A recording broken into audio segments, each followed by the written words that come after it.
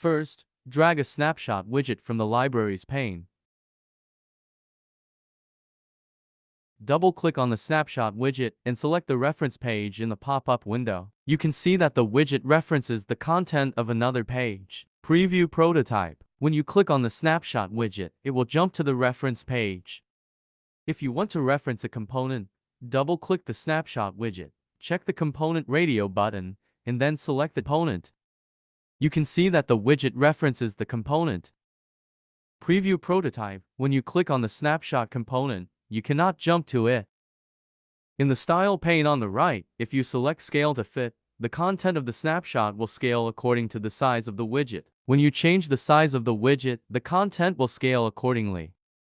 If you uncheck Fit to Scale, the content of the snapshot will not be scaled. No matter how you change the size of the widget, the content will remain unchanged.